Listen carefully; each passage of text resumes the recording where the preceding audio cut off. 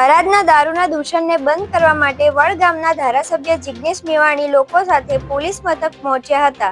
જે દરમિયાન જિગ્નેશ મેવાણીએ પટ્ટા ઉતારી દેવાની વાત કરતા પોલીસ પરિવારમાં રોષની લાગણી ફેલાઈ ગઈ છે, જેને પગલે પોલીસ પરિવારની મહિલાઓ દ્વારા આ મામલે વિરોધ પણ કરવામાં આવ્યો હતો। ત્યારે હવે મહિલા કોંગ્રેસ વડગામના ધારાસભ્ય જિગ્નેશ મેવાણીના સમર્થનમાં આવી છે।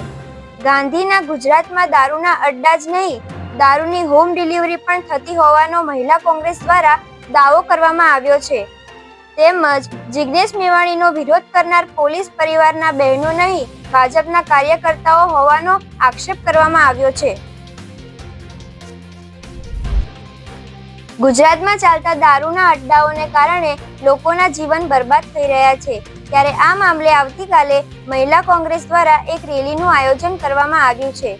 જૂની કમિશનર કચેરીથી કલેક્ટર કચેરી સુધી મહિલા કોંગ્રેસ રેલી યોજાશે, જેમાં અમદાવાદમાં ચાલતા દારૂ, ડ્રગ્સ અને જુગારના દૂષણ બંધ કરવા માટે મહિલા કોંગ્રેસ કલેક્ટરને આવેદનપત્ર આપશે।